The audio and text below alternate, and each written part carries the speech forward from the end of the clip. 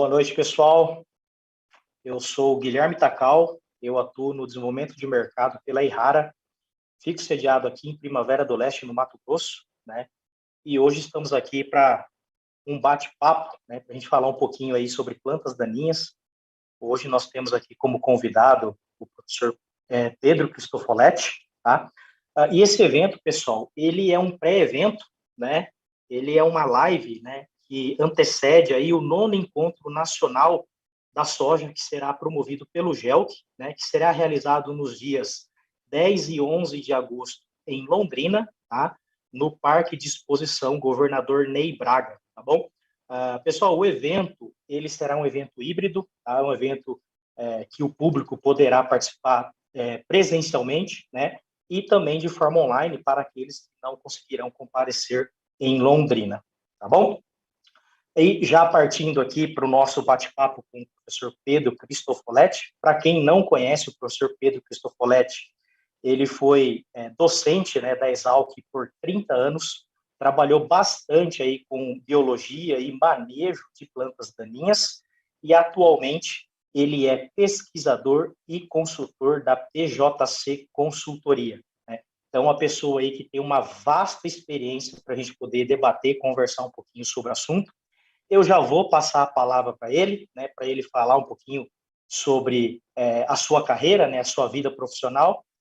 Na sequência, ele vai fazer uma apresentação, né, para nos nortear aqui no nosso bate-papo, e na sequência eu volto aí para a gente poder conversar mais um pouquinho aí sobre esse importante problema aí que nós temos enfrentado, né, em diversas culturas, que são as plantas daninhas. Professor Pedro, é com você. Boa noite.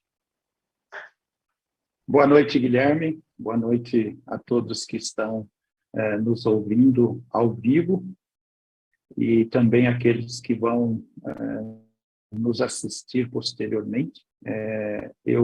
Para mim, é uma satisfação enorme poder participar desse pré-evento, né, do 9º encontro, né, sobre a cultura da soja, um encontro promovido pelo GELC, o Grupo de Estudos Luiz de Queiroz. Então, esse evento ele serve como preâmbulo e esperamos todos participarem do evento na data aí que o Guilherme comentou. A minha internet está com um pouquinho de dificuldade, então eu vou compartilhar a minha tela e vou desligar a minha câmera, né, para que ela não tenha grandes dificuldades aí para vocês. Muito bem. Está me ouvindo, Guilherme? Tudo certinho? Perfeito. Tudo ok, professor, está perfeito. Maravilha. Então, esse é um evento preâmbulo, né, do GELC 2023, né, que é o 9º Encontro Nacional da Soja, e o tema que nós vamos abordar hoje nesse evento é plantas daninhas resistentes, como resolver esse desafio, né? É um grande desafio que nós temos, e nós vamos falar um pouquinho da situação atual, das perspectivas e tudo mais. Então, a nossa visão dentro da cultura da soja é um controle seletivo, eficaz e de baixo custo, com praticabilidade agronômica, focando principalmente plantas daninhas resistentes e tolerantes a herbicida. Eu espero que, ao final dessa apresentação e da nossa discussão, né, vocês tenham essa visão melhorada aí dentro da cultura da soja.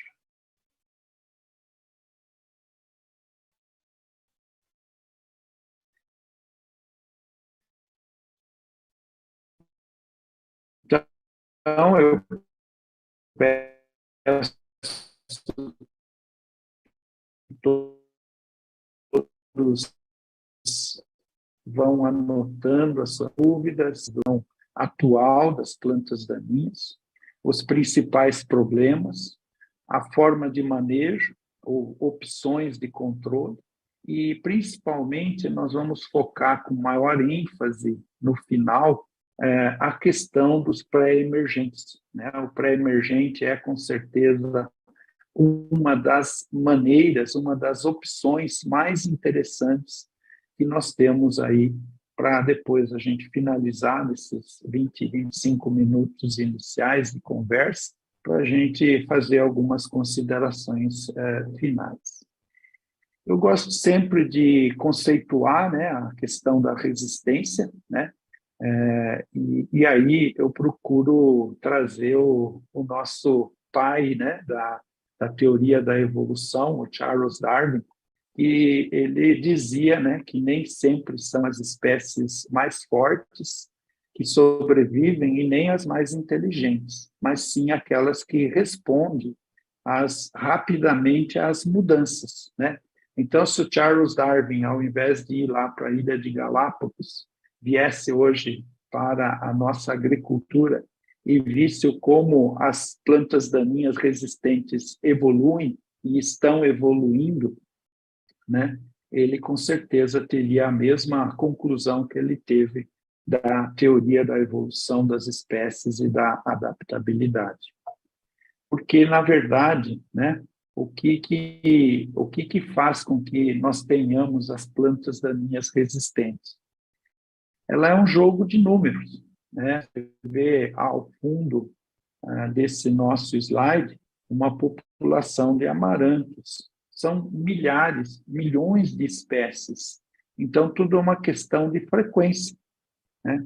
E como essas plantas daninhas, né, elas se desenvolveram num ambiente de diversidade genética e a gente impõe a pressão de seleção através do uso do herbicida, nós vamos selecionando e isso, obviamente, é função de uma frequência inicial que já existe, não é o herbicida que cria a seleção. Então, esses são os 4 componentes básicos, né? Frequência inicial, diversidade genética, pressão de seleção e formas de manejo, os causadores, né, da gente ter os problemas de resistência na agricultura. Mas caso vocês queiram conhecer um pouquinho mais dos conceitos, eu vou dar algumas literaturas, né? Vocês podem entrar no YouTube, no HH, tem essas conceitos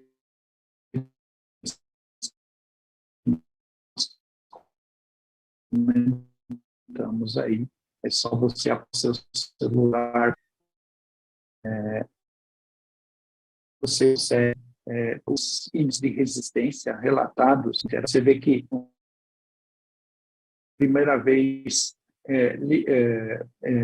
e lá já nós tivemos um caso de resistência, e à medida que os herbicidas foram se intensificando, né, esses casos inéditos também foram aumentando, né? Agora, até eu coloquei essa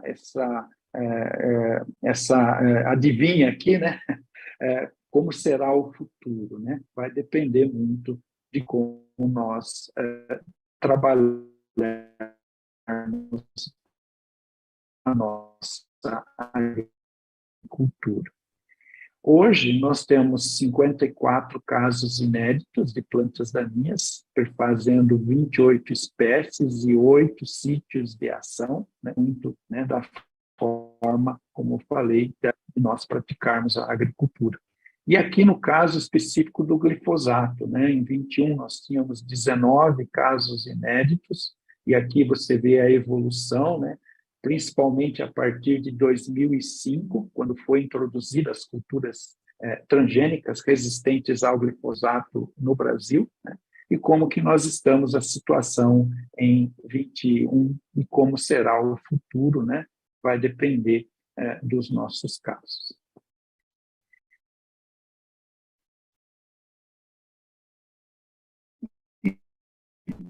Então,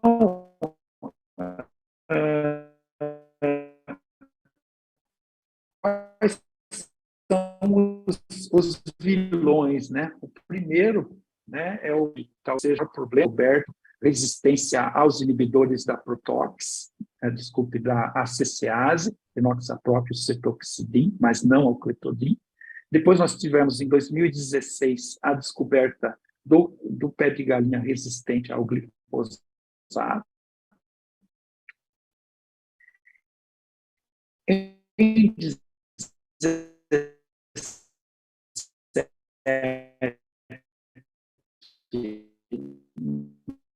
nós já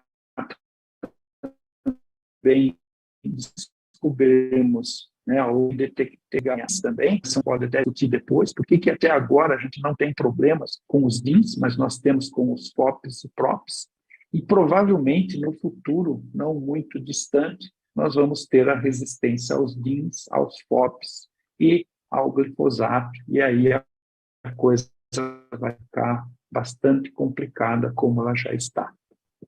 O amargoso ele foi primeiramente descoberto em 2018 no Brasil. Depois, em 2016, a gente começou a achar resistência aos FOPs e PROPs, mas não aos DINs, né? Então, da mesma forma, nós estamos na expectativa de como vai ser esse futuro, se nós vamos ter amargoso resistentes aos DINs, aos FOPs e ao glifosato no futuro próximo. E mais recentemente, a gente começou a ter problemas com os amarantos híbridos, né?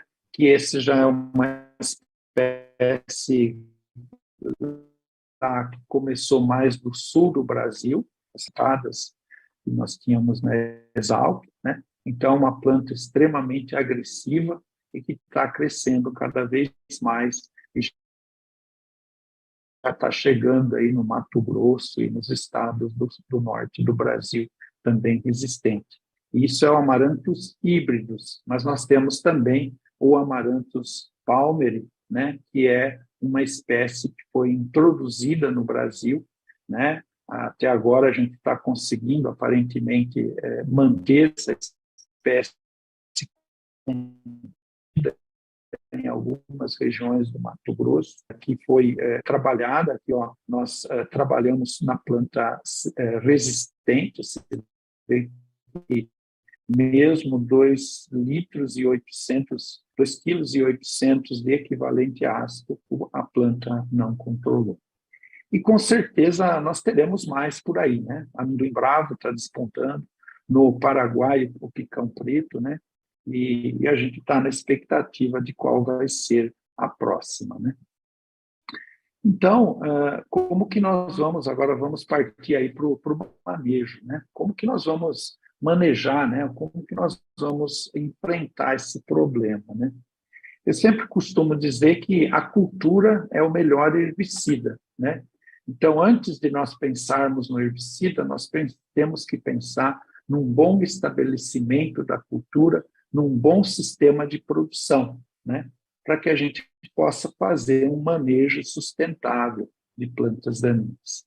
Então, em termos, digamos, de estratégia, a primeira coisa que nós aconselhamos é a diversidade de rotação de culturas, né? Com certeza isso ajuda no manejo da sustentável e da resistência. O segundo, diversidade de métodos culturais. E terceiro, a diversidade no uso de herbicidas e de mecanismos de ação diferentes. Nós vamos conversar um pouquinho mais sobre esse tópico aqui, a diversidade no uso de herbicidas, né? E tudo isso, evidentemente, está fundamentado numa boa prática agrícola. Então, a gente sabe, né, Guilherme, você que trabalha aí em Primavera do Leste, né, sabe a importância, né, da gente fazer uma boa cultura de cobertura. Eu costumo colocar essa frase aqui, que é até uma frase engraçada, né? O produtor que deixa a área em abandono, né, em vez de uma cultura de cobertura, os problemas de resistência são muito maiores. Então, eu coloco essa frase aí que pousio não é um sinônimo de abandono da área. O pousio, a gente precisa trabalhar com uma boa cultura de cobertura. Você vê que foi lá no norte do Mato Grosso, o pessoal mandou essa foto numa área de braquiária. Não tem chance nenhuma de uma planta resistente se desenvolver aí nesse meio, né? Só para vocês terem uma ideia, olha, eu não vou explicar em detalhes, mas esse é um trabalho com a vassourinha de botão, só sem fazer muitas informações. Olha, embaixo da palha, né, no escuro, né, olha a germinação da vassourinha de botão, é quase zero, né, quase zero. E quando você não coloca a palhada e a semente fica, né, fora dessa região, como está aqui no fundo, olha a germinação da vassourinha de botão, como é grande. Então, né, a cobertura vegetal é uma grande aliada no manejo de plantas daninhas.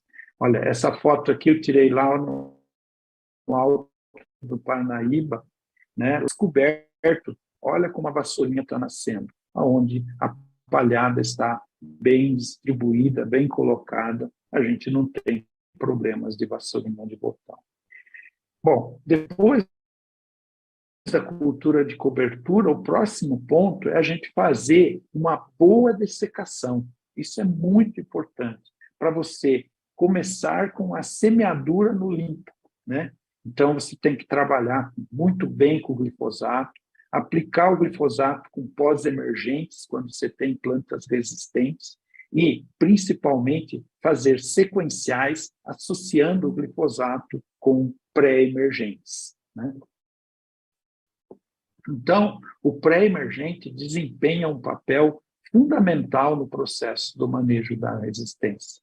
Eu peguei essas duas fotos contrastantes aqui só para mostrar para vocês, olha, essa é uma situação que talvez o glifosato até resolva o problema, né? Mas você já perdeu por mato competição, não parece, mas a mato competição precoce já aconteceu. Quando você aplica um residual, embora você tenha algumas ervas já começando a escapar aqui, você proporciona uma dianteira competitiva para a soja. Essa soja ela não tem essa dianteira, né? E aqui é muito mais fácil você selecionar um biótipo resistente do que aqui. E isso daqui também flexibiliza a aplicação do glifosato. Aqui, se eu não aplicar o glifosato em 2, 3 dias, a coisa fica feia. Aqui eu tenho possibilidade de flexibilizar vários dias, né? E aqui também, com o residual, eu tenho a diversidade de mecanismos de ação. Então, é muito importante o residual porque ele proporciona um controle no momento onde a planta daninha que emerge provoca perdas. Essa planta daninha que emerge no início do ciclo da cultura tem uma importância muito maior do que uma planta daninha que emerge 3, 4 semanas depois. Então, nós precisamos realmente trabalhar principalmente com as plantas daninhas que relativamente em relação à emergência da soja, nascem no início do seu ciclo, né? Então, o pré-emergente hoje tem sido uma chave fundamental, né, para que a gente possa manejar a resistência. E o que a gente espera de um pré-emergente? Primeiro, que ele tenha uma alta eficácia de controle, né? Segundo, que ele trabalhe num amplo espectro de ervas, que ele seja seletivo para a cultura, que ele permita associações com parceiros e mesmo com glifosato, que ele tenha um custo compatível e que ele não tenha, isso é muito importante, um efeito de carry-over na cultura sucedânea, né? Então, é tudo isso que a gente procura.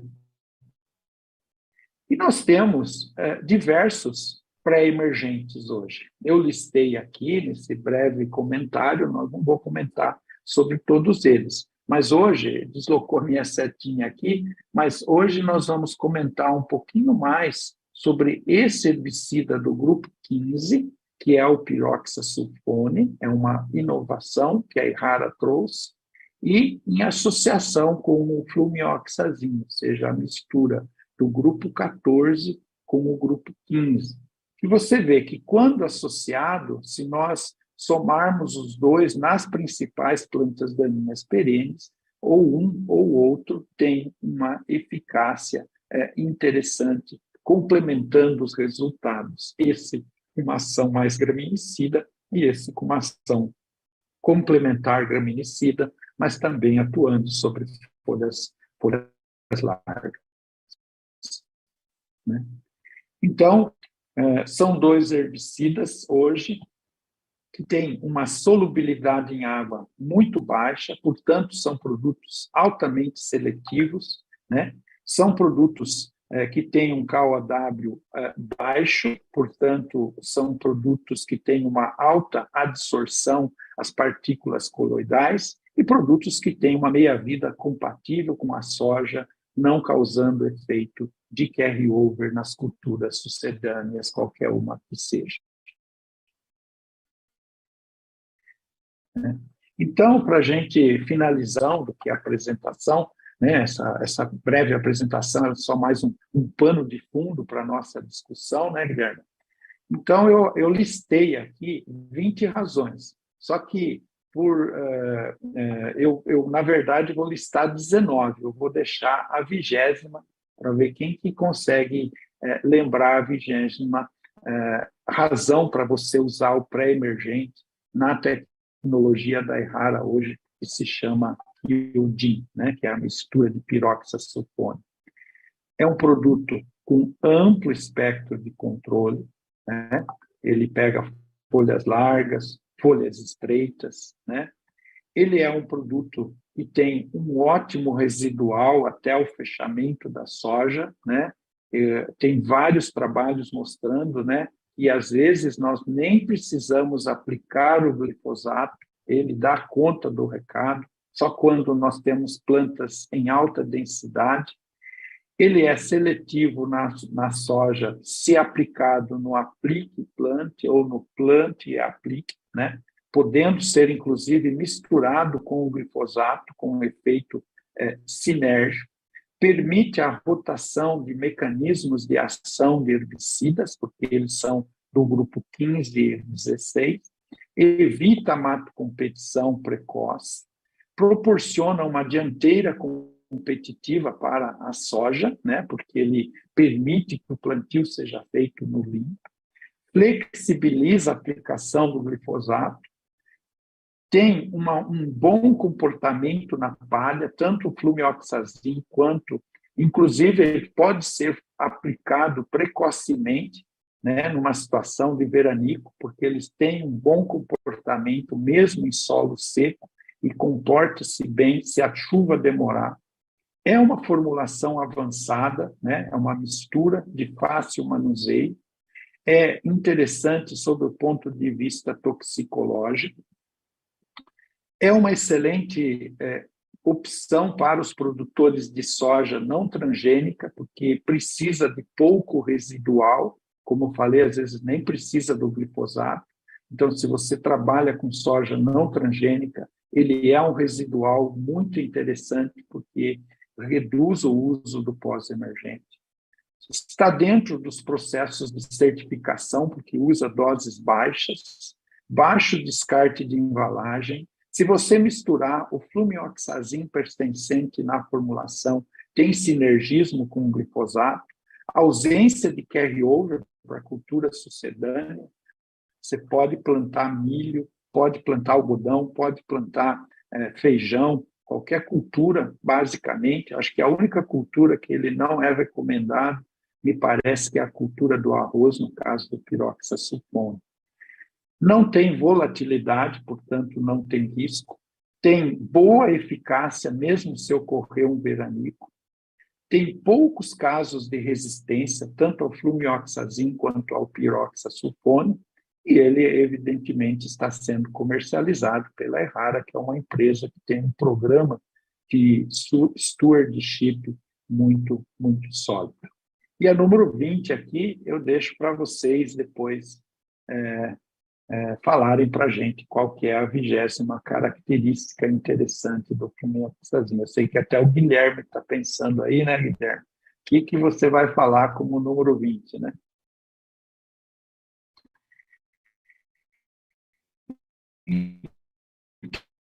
Então,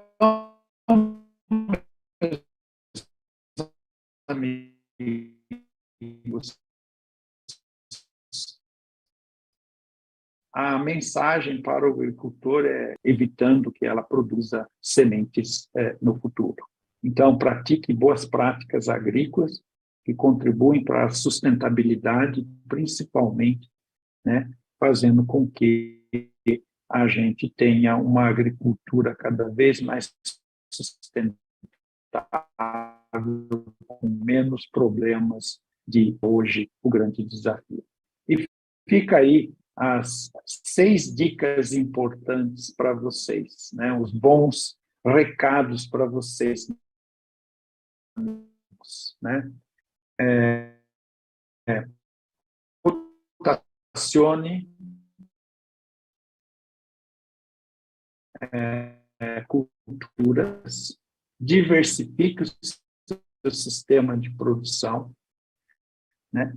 Faça uma dessecação essencial quando possível, né? Controle as plantas perenizadas, um produto de translocação, associe visual nessa dessecação, é muito importante plantar no limpo. Pré-emergentes é fundamental para que você rotacione herbicidas, né? Evite a produção de sementes em áreas não cultivadas, meus amigos.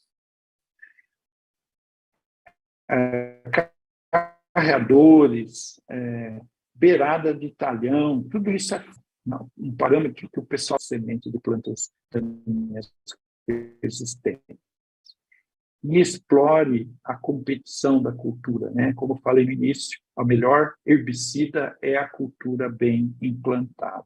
Eu só coloco aqui em interrogação, será que nós teremos alguma coisa de biológico no futuro, né? Dentro das plantas daninhas, já que hoje nós temos biológico para todas as outras áreas. Então, esse era o recado que eu queria dar para vocês, mais com um recado assim, de provocação para uma discussão, para que a gente possa trabalhar agora, né? Nós temos aí praticamente meia hora para a gente conseguir fazendo, então agradecer daqui da Luiz Queiroz, um grupo que se dê formação para o agricultor, né? E o exemplo é esse 9º encontro, né, da cultura da soja, que vai ocorrer em Londrina, que eu recomendo. Eu já participei como palestrante vários anos, de ter um bom público bastante interessante. Agradecer também a Errara, que é a patrocinadora desse evento, Diamante, e aos meus 2 alunos aí que ajudam a gente aí nos nossos ensaios. Caso você queira contactar-nos, né, segue aqui embaixo o nosso celular, né, e também as nossas redes sociais, onde a gente às vezes coloca algumas coisas interessantes. Então, eu vou interromper o nosso compartilhamento aqui, Guilherme.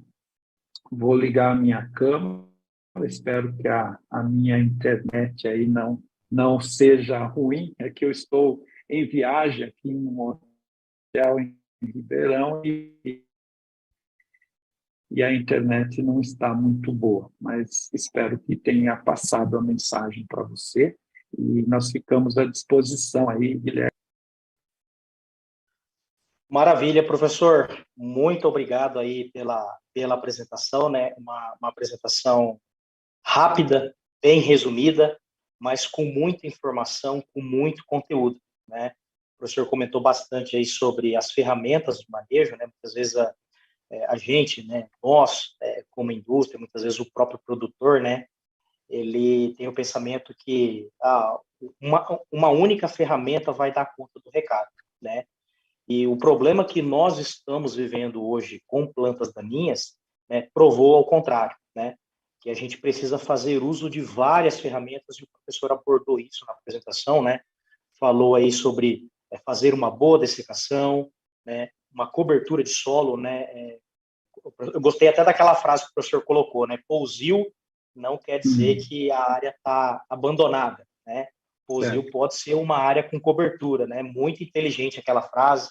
O professor abordou bem, né, sobre a importância da gente ter uma boa implantação da cultura, né, porque ela exerce ali uma atividade sobre a planta daninha, né, fazendo ali um efeito de sobreposição, né, impedindo a germinação dessa planta daninha, e também abordou aí a utilização do pré-emergente, né?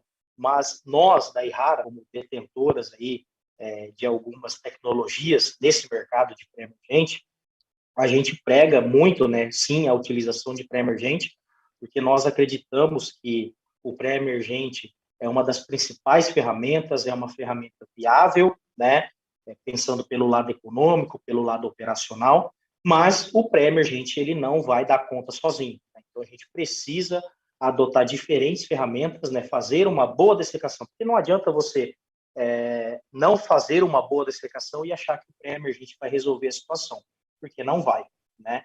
Então, eu acho que a apresentação do professor tem isso daí, né? Acho que deixou claro para todo mundo aí o que a gente precisa fazer. Professor, a gente tem aqui, chegaram, né, várias perguntas para a gente aqui pelo WhatsApp, pelo chat do YouTube, né? O evento está sendo transmitido pelo YouTube, mas eu também tenho algumas coisinhas aqui que eu anotei, eu gostaria que o professor explanasse um pouquinho melhor, né? O professor comentou sobre a questão dos casos de resistência, né? Hoje nós temos, na nossa grande maioria, pensando nas gramíneas, né, resistência à FOP, né? E a DIN ainda oficialmente nós não temos, né? Apesar de a gente ter relatos do campo, né, que o pessoal tendo muita dificuldade aí, né, com o cletodin não controlando, né? Mas oficialmente ainda a gente não tem isso. Por que nós temos muito mais casos de resistência à FOP e não à DIN? Qual que é a explicação para isso? Essa explicação é excelente pergunta, Guilherme. Ela é um pouquinho técnica. É técnica que eu digo, porque a gente precisa aí um pouquinho entender como que é o mecanismo de resistência, né, da gramínea às ceceáceas, né? As ceceáceas, né, para quem talvez queira recordar um pouquinho dos tempos de escola, ela é uma enzima que se chama coenzima A carboxilase. A cecease é uma enzima extremamente complexa. Imagine que minhas duas mãos é uma cecease, tá? Ela dela, como se fosse uma gaiola. Dentro dessa gaiola. Então, o centro de reação ele ocorre aqui no meio, né? Alguns herbicidas inibidores da cecease, como os FOPs e os PROPs, eles atuam aqui no meio, dentro do centro de reação, inibindo a enzima aqui dentro. E aqui dentro, as possibilidades de variações são muito grandes. Agora, o DIN, estou explicando de uma maneira bem assim simples, o DIN ele não atua aqui dentro, o DIN ele atua aqui fora, longe do sítio ativo de ação do produto, tá?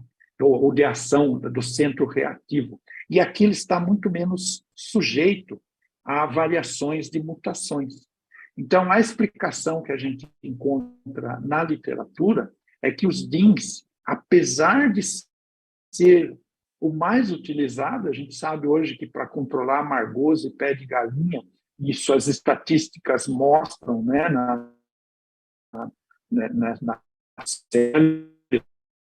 e outras na CREF, vai ao contrário da teoria, né? Quanto mais usa, mais resistência. É o que tem menos resistência. Não racionalizarmos cada vez mais os usos dos inibidores da cecease, a resistência ao DIN é uma questão apenas de tempo, vai acontecer, vai se disseminar e os problemas eles serão cada vez maiores, né? Mas mais ou menos essa é a explicação que se encontra na literatura, que os especialistas nesse grupo de herbicida comentam, Guilherme. Maravilha, professor. Eu vou agora mesclar aqui dois questionamentos. Um que eu já tinha até anotado aqui que eu ia fazer, né? Eu ia perguntar ao professor sobre a questão, né, do manejo na entre-safra, né? E aproveitando aqui, o Juliano Pereira, ele perguntou sobre o manejo outonal, né? Que é principalmente pensando em muva, eu acredito que ele está um pouquinho mais na região sul do país, né? Quais seriam aí as principais estratégias, né, de manejo que deveriam ser adotadas aí, pensando no caso aqui da pergunta do Juliano Pereira, para o manejo de buva, nesse manejo outonal? O que nós temos hoje disponível e como deveria ser feito? Perfeito.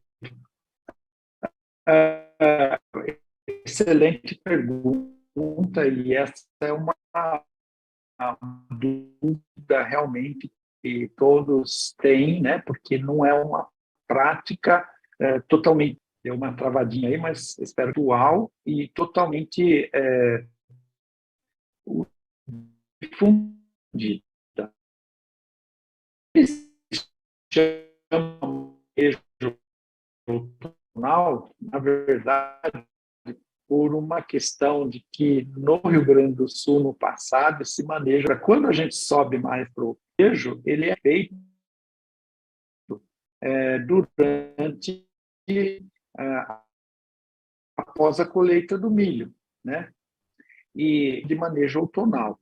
Mas uma das recomendações que a gente tem é pós-colheita do milho, né? Ou pós-colheita da cultura sequencial, a cultura da soja,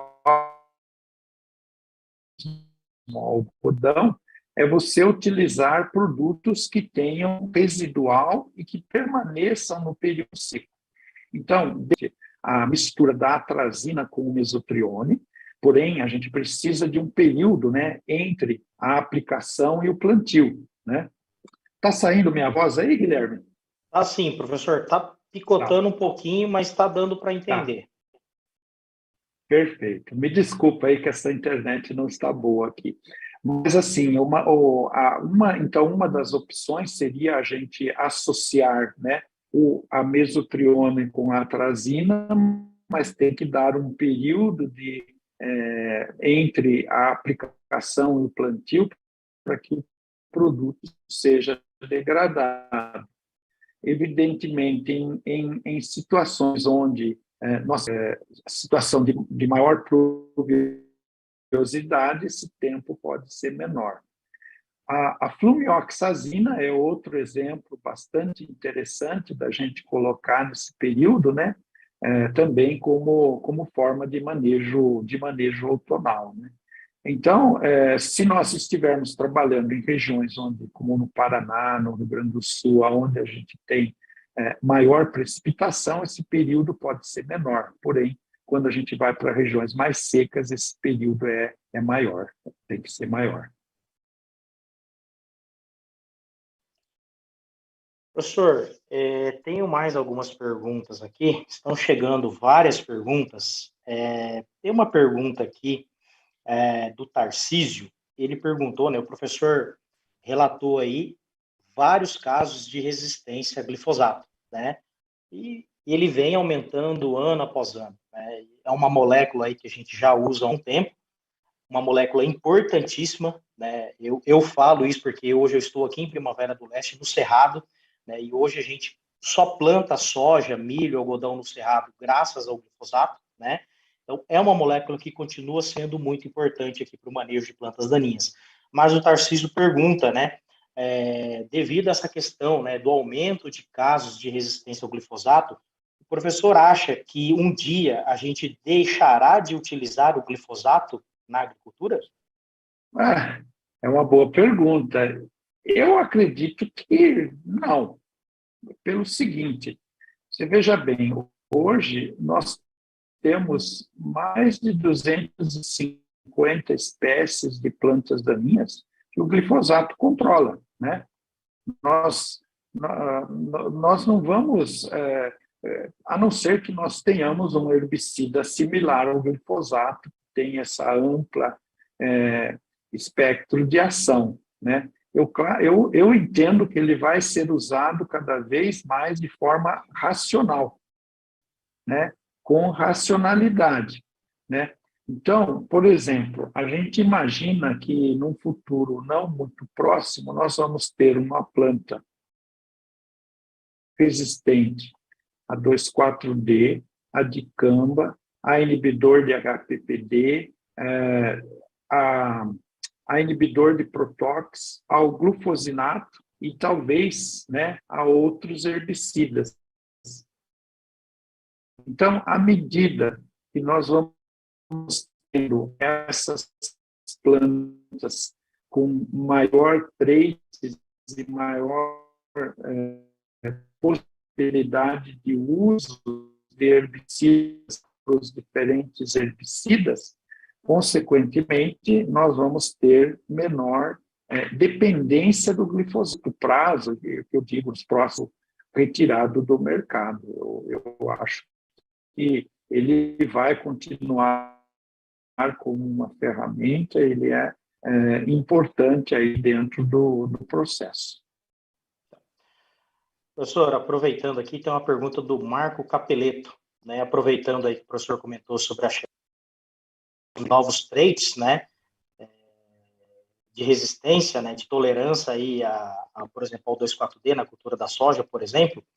Ele pergunta que, né, numa situação onde eu tenho uma buva que possui aquela rápida neurose, né, e rebrota após a aplicação, que é um sintoma clássico aí, né, de uma buva que já está com ou demonstrando ou com início aí de resistência, né, ao 2,4-D, numa área que eu tenho uma infestação com essa espécie, né, ou de buva, né, que tem essa rápida necrose. Eu vou poder fazer o uso do 2,4-D? Caso não possa, o que eu posso fazer? Né? O que eu tenho de opção para manejar a buva nessa situação, se eu estiver trabalhando com uma soja resistente ao 2,4-D, tolerante ao 2,4-D? É uma situação um pouco complexa, né? Eu acho que o primeiro passo é você fazer uma boa eliminação da buva no pré-plantio, é você plantar no limpo, né? E para isso você tem outras alternativas, né?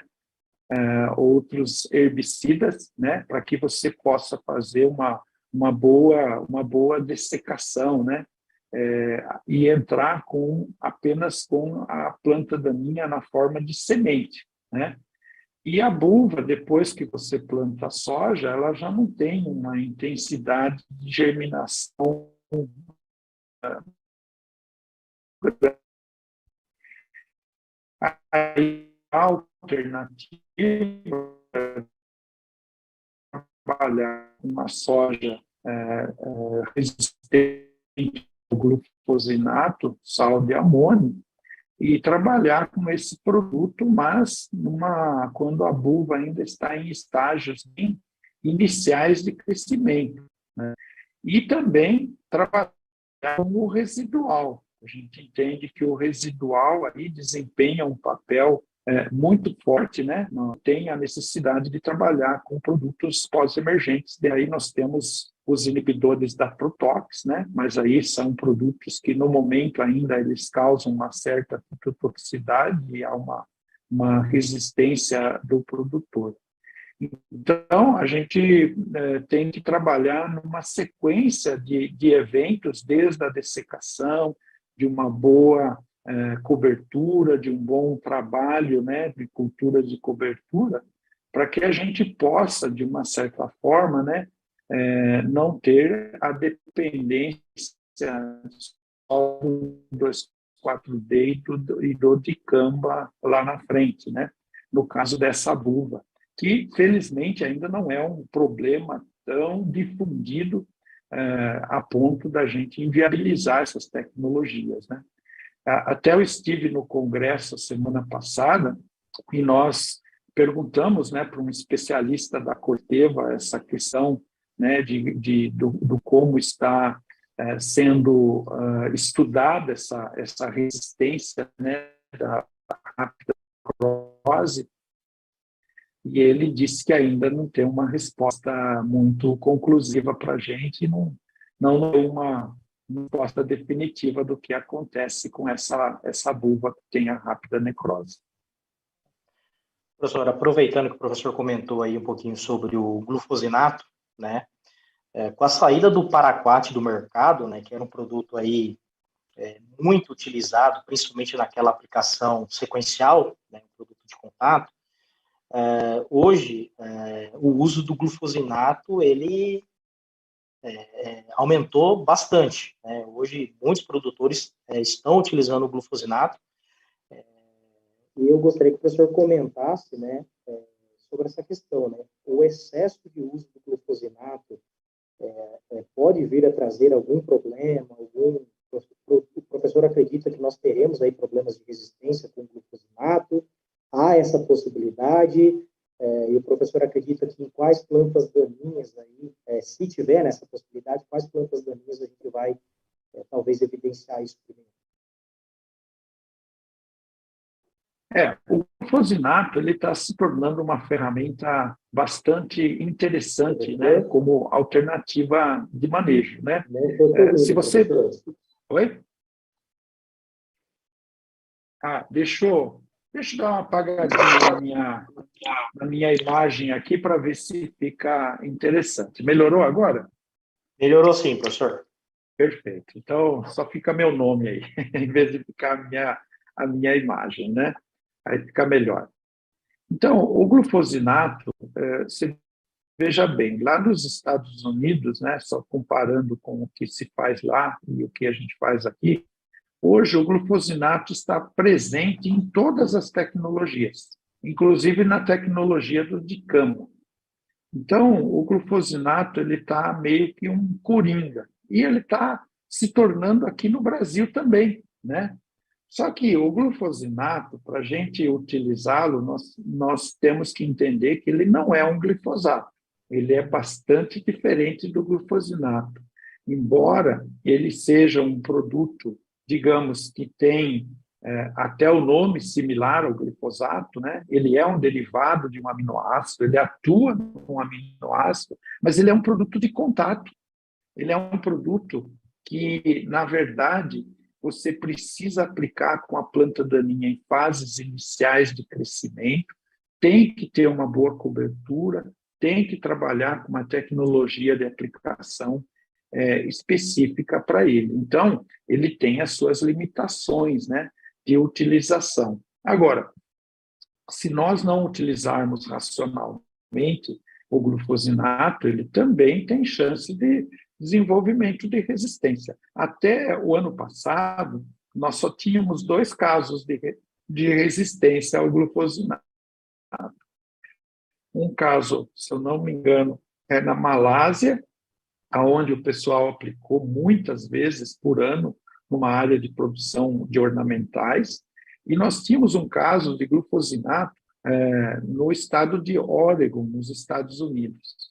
E uma coisa muito interessante nesse caso do glufosinato em Oregon, era uma área onde o produtor tinha azevém resistente ao glifosato, nunca tinha usado o glufosinato, e esse azevém era resistente ao glufosinato, né? É até uma coisa que não se consegue explicar até hoje por que a resistência ocorria, se o caso ele nunca tinha sido utilizado.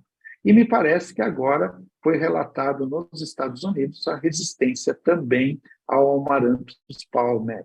E então, quer dizer, a possibilidade ela existe, né? Mas, né, hoje, por fato de nós não termos mais o Paraquat, né, que infelizmente foi retirado do mercado, o glufosinato é a principal opção, né, para a gente, mas nós precisamos novamente trabalhar com ele com maior cautela, né, e com maior sustentabilidade.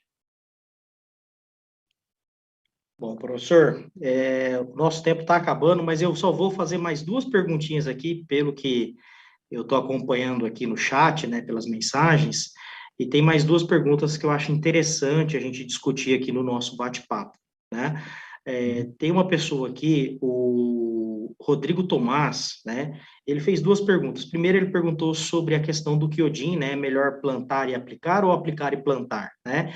No caso aqui, eu vou tomar a frente, eu vou responder essa Sim. pergunta, né, porque é um produto nosso da Errara. Para a cultura da soja, Rodrigo, você pode tanto aplicar e plantar ou plantar e aplicar, tá? Sem problema nenhum, ele é extremamente seletivo para a cultura da soja. Só tomar o cuidado de que, se você for fazer a aplicação depois do plantio, né, fazer no máximo no dia seguinte, tá? Não deixar passar muito tempo, porque aí sim você pode ter algum problema, tá? Mas se você fizer aí até o dia seguinte, após o plantio, você não tem problema nenhum. É um produto também que tem o registro para a cultura do milho, tá? E aí, na cultura do milho, a gente recomenda que você, para solos argilosos, né, você pode fazer plante, aplique ou aplique plante, tanto faz, obedecendo também essa regrinha aí de fazer a aplicação no máximo no dia seguinte, né? E para solos arenosos, ou seja, aí solos aí com teores de argila abaixo de 30%, a gente recomenda que você faça a aplicação primeiro, depois o plantio, tá bom? E continuando aqui com o Rodrigo Tomás, ele perguntou, professor, eles estão com algumas áreas com problemas de tiririca, né? E o que nós temos hoje de ferramenta para manejar tiririca? O manejo da tiririca é bem complexo, né? Porque eu acho que você precisa trabalhar num processo de desinfestação, né?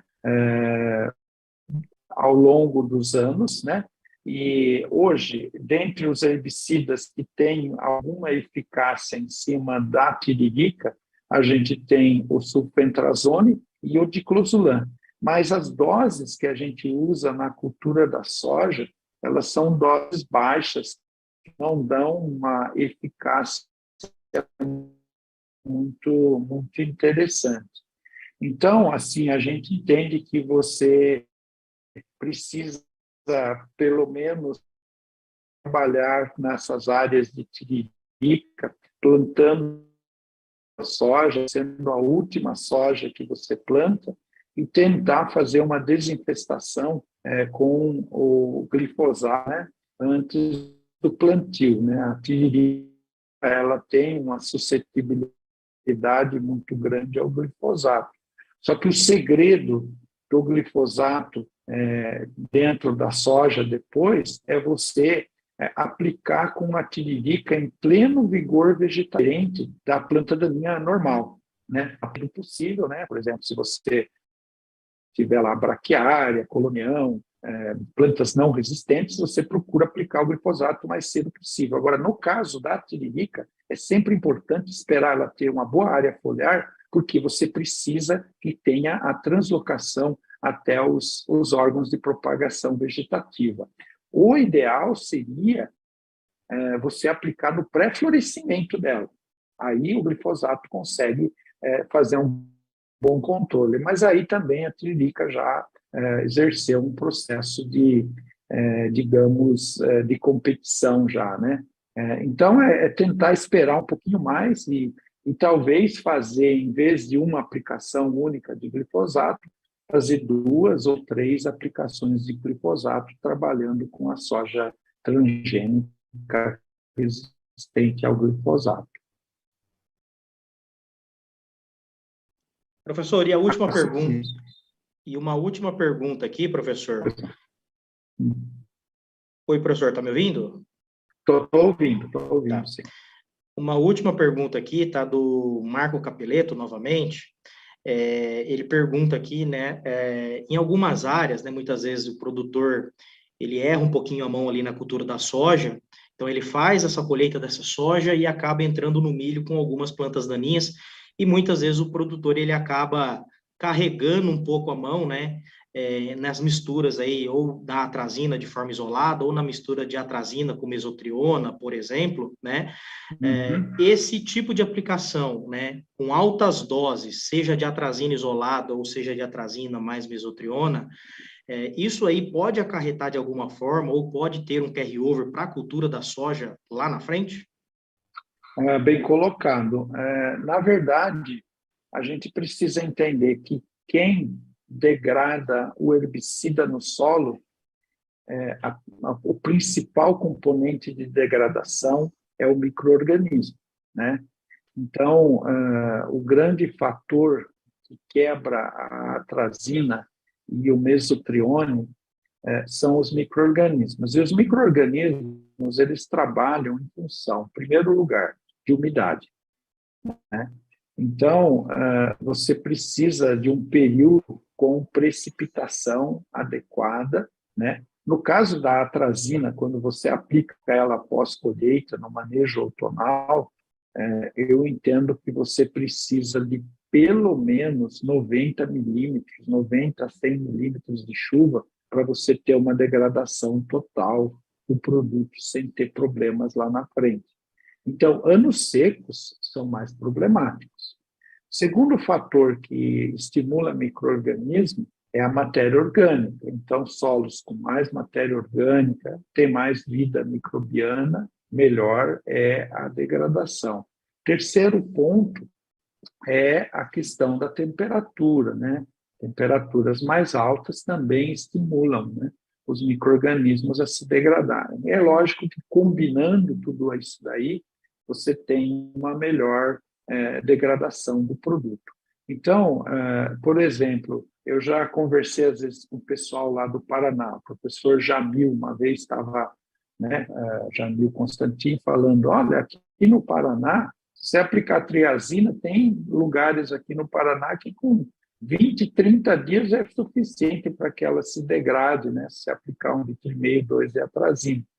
Mas se você vai aí no norte do Mato Grosso, né, a seca que está agora, talvez 90 dias não seja suficiente. Então, esse processo ele é muito dependente da situação climática que vai ocorrer.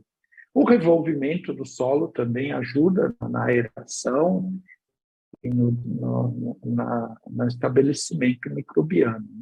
Então, assim, não existe uma resposta assim, adequada, existe uma combinação de fatores que você precisa observar na situação que você está trabalhando. Maravilha. Professor, eu posso fazer uma complementação à questão do Chiodini, Guilherme, que você comentou? Fica à vontade, professor. Aihara, eu estive nos Estados Unidos a semana retrasada com um grupo de consultores, e uma das tendências lá nos Estados Unidos, onde você tem Amaranthus palmeri, é você aplicar um herbicida residual e depois fazer uma sobreposição de residual depois que a soja está implantada. Eles chamam em inglês de overlapping, né? Um nome até bonito, overlapping. E sabe, um dos produtos que a gente pode trabalhar nesse overlapping, junto com a primeira aplicação do glifosato, é o piroxasulfone, né? E no Brasil vai se chamar Iamato, se chama Iamato, né? E ele é um produto que você pode, inclusive, aplicar depois da soja estar no V2, V3, V4, sobrepondo o residual que, se porventura, acabou já no momento quando você aplicou na pré-emergência. Então, até seria interessante também você dar umas explicações aí, Guilherme, sobre o que é esse piroxasulfone, esse Iamato, e se a Aihara vai disponibilizar para a gente usar aqui no Brasil esse sistema de overlapping. Bom, professor, obrigado aí pela contribuição, né? Realmente o Iamato, né, o piroxasulfone, o professor já falou muito bem, realmente é uma molécula diferenciada, né? A gente já tem o registro, né, desse produto para a cultura da soja, né? Mas nesse primeiro momento, professor, pelo que eu tenho de informação, o produto ele não vai ter o registro para essa modalidade de aplicação, né? A aplicação na pós inicial da cultura aí, tá? Ele vai vir aí como posicionado como um pré-emergente, tá bom? Mas assim, a gente já tem alguns trabalhos aí mostrando que o produto sim, né, tem uma boa seletividade, né, mesmo aplicado em pós-emergência na cultura da soja, tá bom? Eu não posso adiantar mais informações, até porque a gente ainda está em estudos, né? A gente tem muita coisa para fazer. A Ihara, ela é muito zelosa com relação a isso daí, né? Sempre antes de trazer um produto para o mercado, a gente tenta esgotar aí praticamente todas as dúvidas, né? Todas as nuances aí que nós temos dentro da pesquisa, mas o produtor, né, o nosso cliente aí pode ter certeza que se a gente trazer o produto para o mercado nessa modalidade de aplicação, com certeza ele vai ser um produto muito seguro e que vai entregar, sim, uma ótima performance, tá, professor? Mas está no nosso radar, a gente está estudando, a gente está trabalhando em cima disso aí, sim, até porque a gente sabe que nos Estados Unidos é muito utilizado. Tá bom? Perfeito. Professor, gostaria de abrir aqui, né, 1 minutinho aí, 2 minutinhos para o professor passar uma mensagem final, né, antes da gente fazer o encerramento aqui. Perfeito. A minha mensagem, ela é simples, né? Eu acho que a primeira coisa que nós temos que aconselhar os nossos produtores, né, e as pessoas envolvidas na recomendação do manejo de plantas daninhas, é você fazer um bom pousio, né? Não fazer, né, como nós falamos, um abandono, começar com uma prática cultural, fazer uma boa dessecação, né? Não fazer aquela dessecação na correria, aquela dessecação que depois você vai deixar as coisas acontecerem dentro da soja, e lá é muito mais difícil, né? Utilizar o benefício do herbicida residual, isso é muito importante. Eu sei que tem muito produtor que acha que o residual segura a soja, que o residual dá fitotoxicidade, mas se você trabalhar com bom residual, na dose certa e tudo mais, né? E depois, lá dentro da soja, né, tentar trabalhar com as tecnologias da melhor forma possível, né, evitando, né, os problemas de deriva. O glifosato, como foi feita a pergunta, eu acho que é uma molécula que ainda vai ser usada por muito tempo, né? Então, tudo isso se resume numa boa prática agrícola, no manejo integrado de plantas daninhas.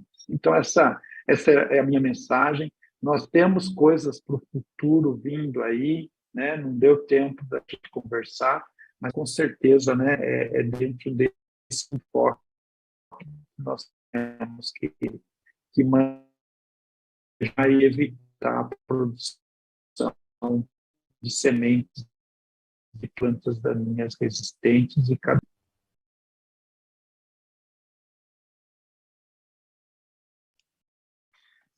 Professor, muito obrigado pela participação do professor, tá? Eu acho que o professor trouxe aí muitas informações, né?